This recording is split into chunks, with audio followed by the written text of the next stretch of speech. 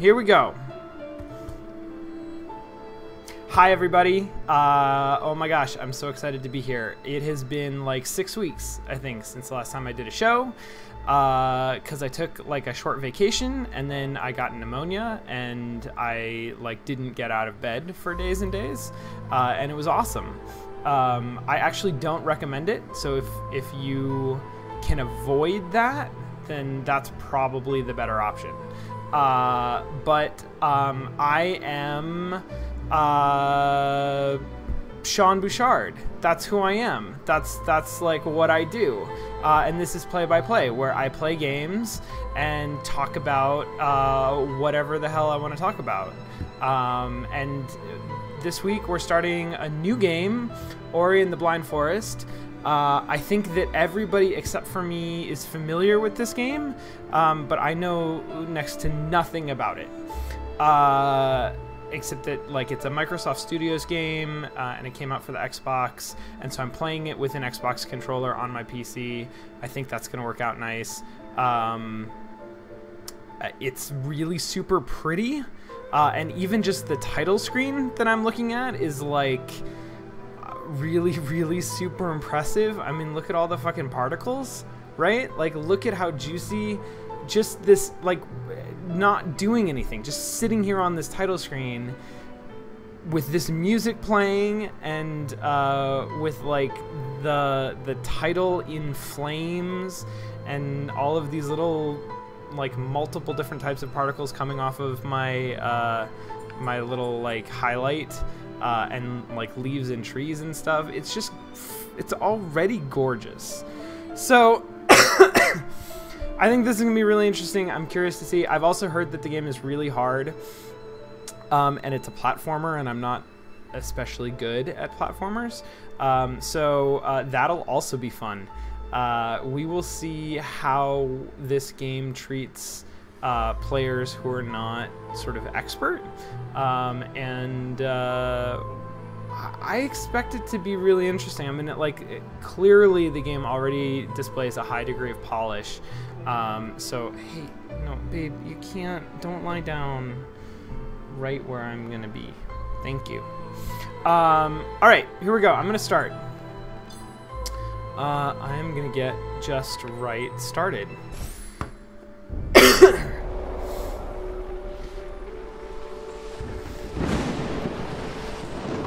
Like a really lovely transition. We shall always remember the night when I lost Ori to the great storm.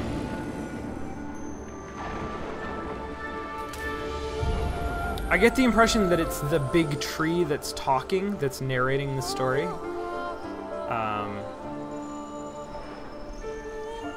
And clearly there's something like magical about it. Come on, babe.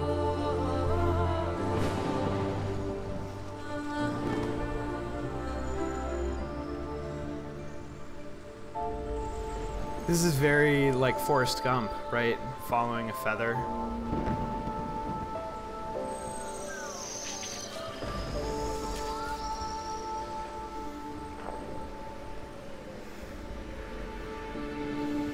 Okay, so that little camera pan right there feels like a transition into playable mode. So, and indeed, yes, if I press a button, all of a sudden I can move.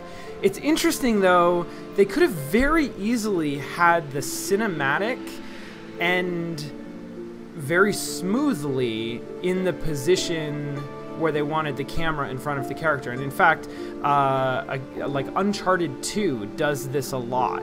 They'll exit a cinematic sequence, a non-interactable sequence, with the camera exactly positioned over the character, to the point where it's often confusing. As a player, you might sit there for a few seconds thinking that you're still in a non-interactive mode before you realize, oh, I have control over the character. And that can be used, like that can be done very deliberately, right? Like that can be used to create this sort of emotional sense of it highlights how lost you are in the artistry of the game. It can create a sense of confusion or disconnection from the character. You can use it in all sorts of ways.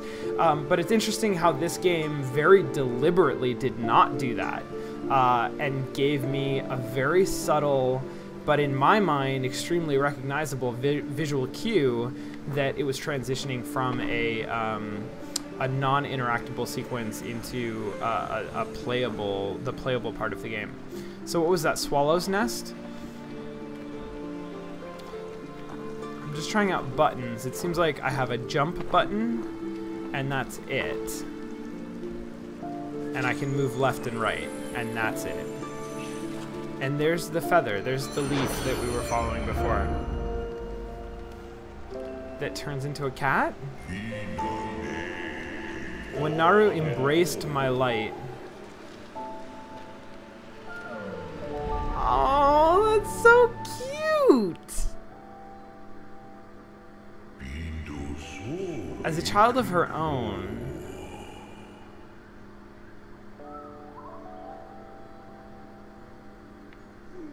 Oh.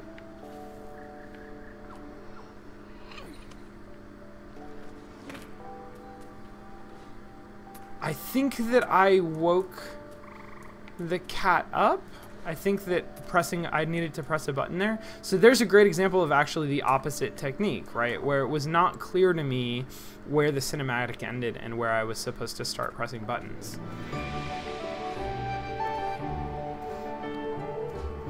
Right, so obviously at the very beginning here I've controlled two characters in the opening 60 seconds of the game, and they handle incredibly differently. The cat is like super agile and fast, and Naru is not. Naru is sort of slow and plodding and feels really good. Like you can do slow and plodding in a way that feels annoying, and Naru does not feel annoying at all. Naru feels like a joy to control, but he's very bouncy, and he's not agile.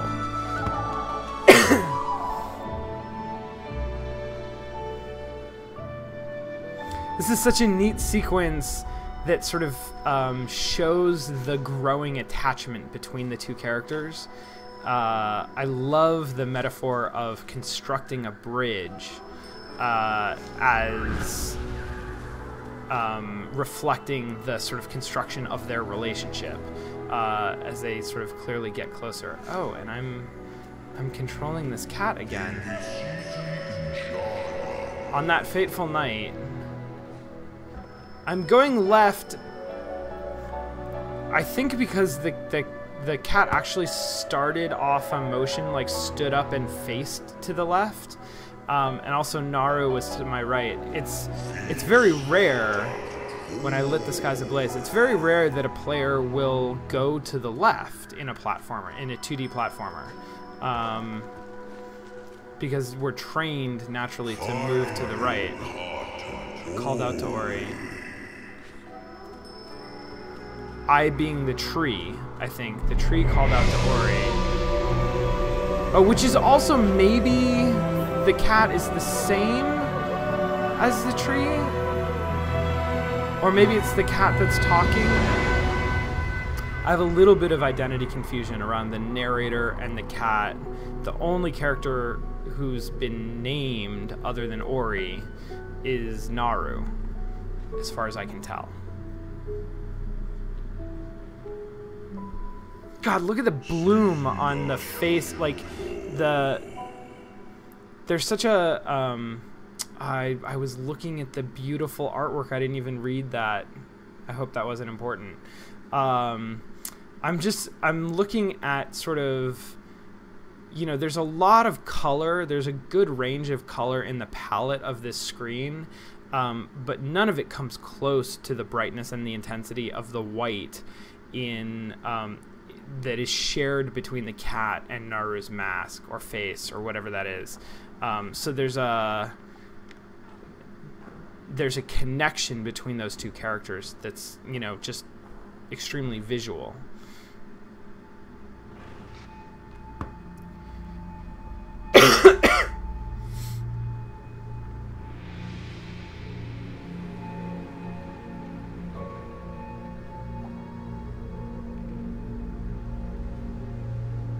All of these trees have been marked with X's. I'm not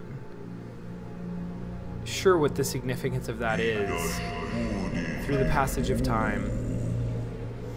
I'm expecting to sort of get more about that, to get more of a sense of what those X's mean, why the trees are being marked. But clearly, you know, the forest is kind of dying. Life withered and decayed. I'm not sure how much time has passed, but there is definitely a sense of time passing, seasons, if not years.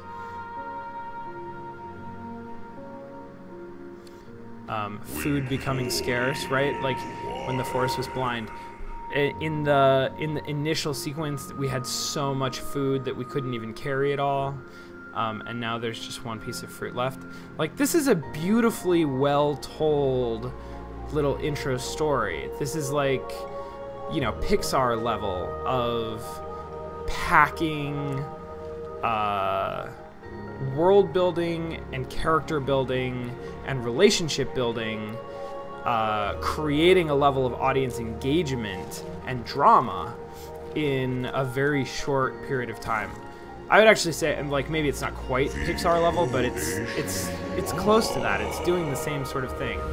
Still, hope showed its face. Little cat was able to gather more food. Oh. And has memories of Naru.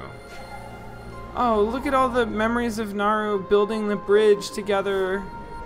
Oh my god, holy shit. Naru's not gonna die, is he? Is that a spider? Is that a terrifying spider in the foreground? That's a really nice effect.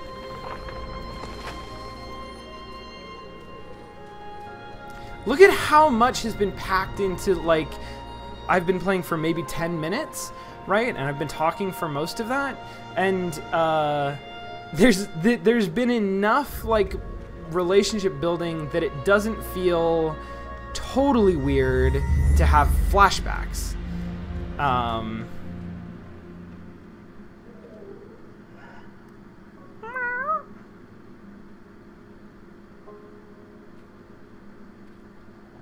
Come on. Do not even.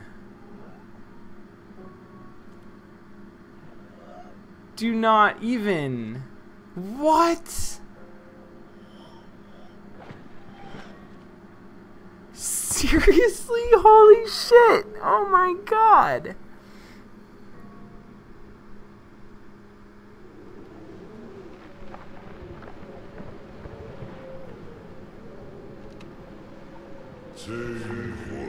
An orphan once more. I don't know if you guys saw that Naru's face actually kind of dimmed. It was not quite as bright as the cat after he died.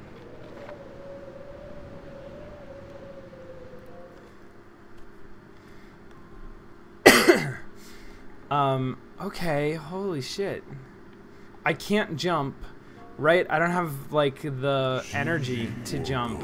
All I can do is walk forward, searching for my light. And I'm, like, creeping forward with a totally different and contextual animation. So weak, so frail. Oh, God, that's my jump. Look, I'm jumping, and that's as much as I can do, is just, like, clamber up onto that log. That's an amazing feeling, right?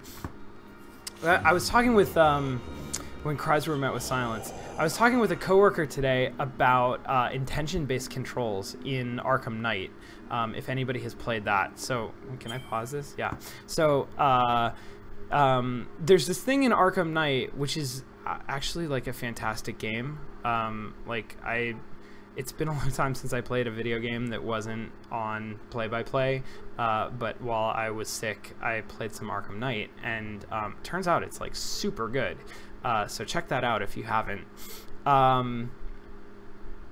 there are a couple places where you get a second character who will like join Batman, and like they'll fight together, and you can switch over and play as the second character. And like sometimes it's Catwoman and sometimes it's Nightwing, and they do this really super cool thing where your move list is exactly the same, right? Like all of the moves and combos that you learn as Batman still work when you're Nightwing, but they work differently because you're Nightwing and you don't have like a cape, so you can't do like a cape whatever, and you've got like these other weapons, you've got different gadgets, and so you, as a player, like you're doing the same moves and you have an intention, you know what you want them to do, and the character performs according to your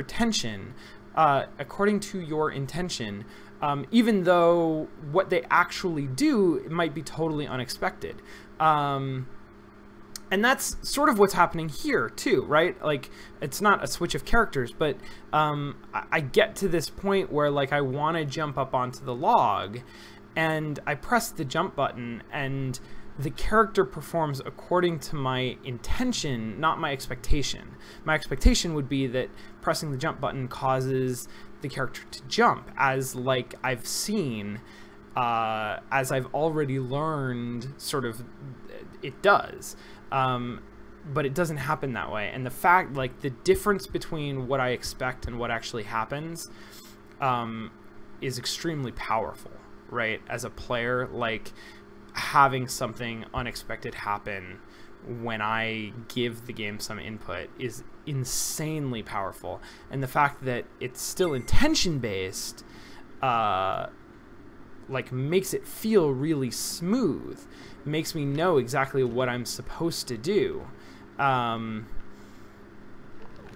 I get this really powerful effect of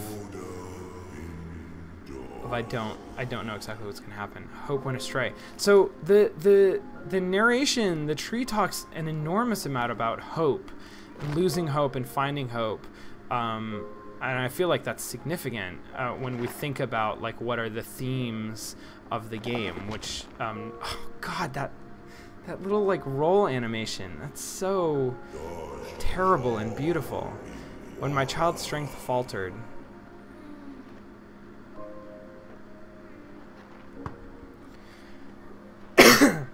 I didn't point it out, but you'll notice that that bramble patch sets up the visual identity of conflict in this game, which is going to be blue versus red. Oh, come on. Come on, little cat. No, the little cat's going to die too? Holy shit, what is this game?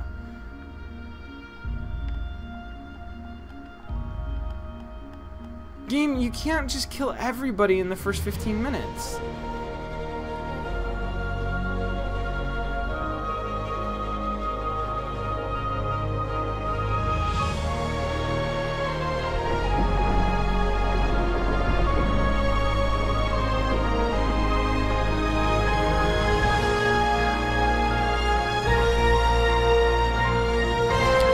So, the tree is off in the distance, and you see how blue it is, blue and bright.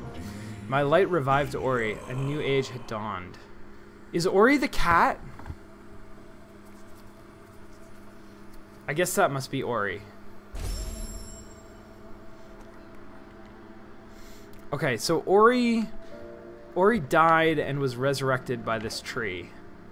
And okay, so now I'm in a much more, I'm in a different mode. Like I'm in a much more platformer sort of mode than I've been in before. Even before, when I could like jump around and stuff, I wasn't doing, you know, these kinds of acrobatics. I wasn't doing flips in the air.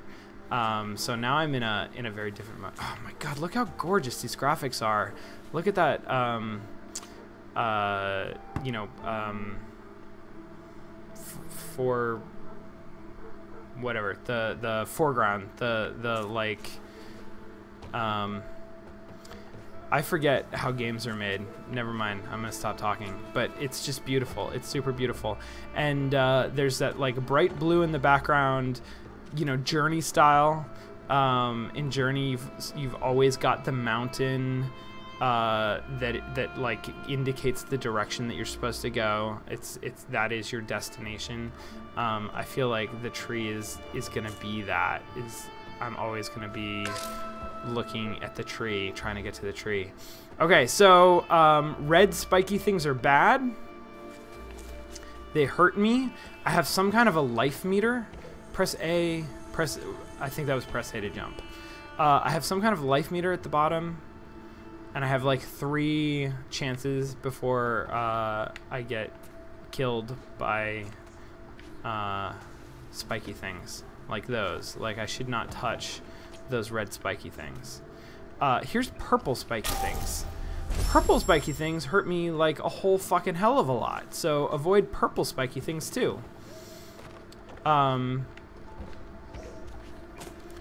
Hold A to jump higher? Is that what that said? Oh, I can't make it come back again. I think it said hold A to jump higher.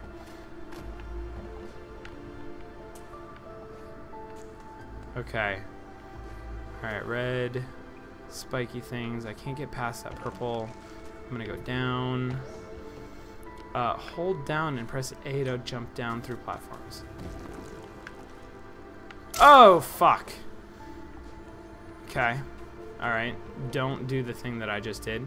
Now, here we've got, like, purple water. It's very blue, and I think of blue as being generally good, but it's a very purple blue, which seems like it's probably bad. Now, this is blue, though. Look at that. It's a life shard. It restores my vitality. Love it. Love those blue life shards. And here's a blue energy cell. You can now collect and use more energy. So I have it like an energy meter off on the left of my life bar. Remember that you can use energy to create a soul link and save your game. Hold B to create a soul link and save your game. Should I do that right now? I mean, I guess that's what it's telling me. Game saved right fucking there. So this looks like it's like a checkpoint system, but it's a player-defined checkpoint system. Like, if I collect energy, then I can sort of put a checkpoint wherever the fuck I want.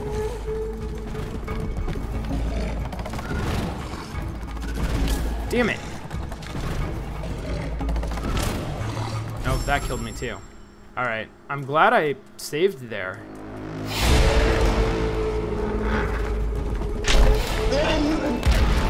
Yes, fuck yes. Okay, and I got Spirit Light, which gives me an ability point, or part way to an ability point. Getting closer to my ability point. That was an incredibly kinetic little encounter. Like, the audio and the camera movement and the animation combines to create just like an incredibly intense, energetic moment when that little dinosaur thing appears. Deep in the forest, Ori found what was lost. I found something lost. So I press X to pick up the tiny light.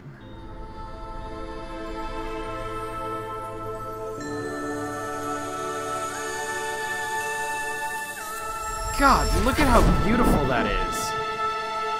Look at all those little particle effects. My strength is returning. I am sane. The light and eyes of the spirit tree. I'm going to make the forest less blind. I was lost in this glen when she loosened her grip. I can guide you on your journey if you allow me to come. Is this Navi? But be still, can you hear that? They must have followed you here. All of these... X repeatedly to use Spirit Flame. Oh, shit. Sweet, okay. So I have some sort of a weapony thing.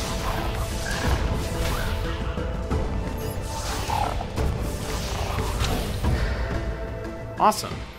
Awesome, okay.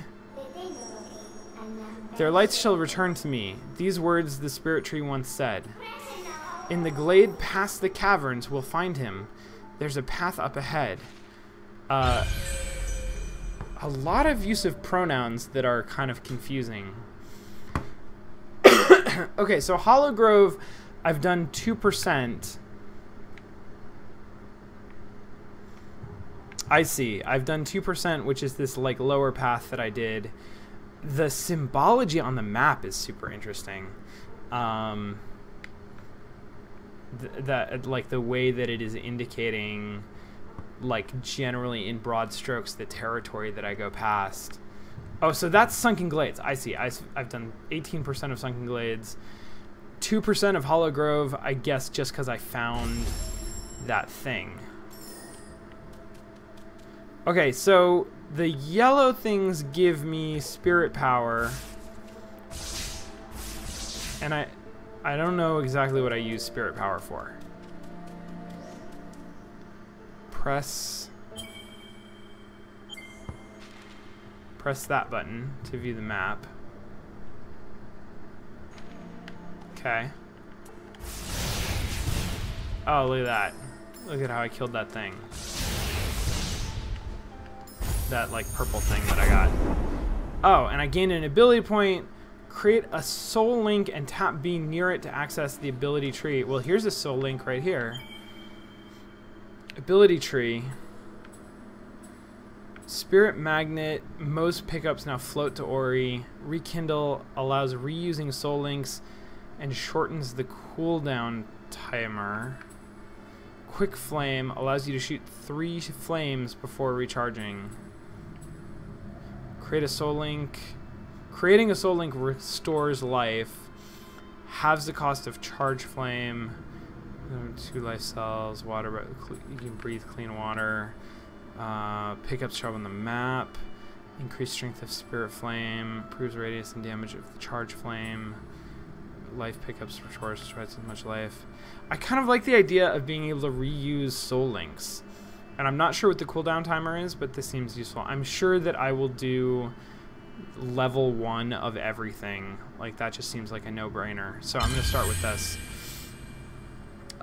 Because I believe that means that if I hold B, I can rekindle the soul link without using my soul link blue thing that I have. So that's pretty sweet.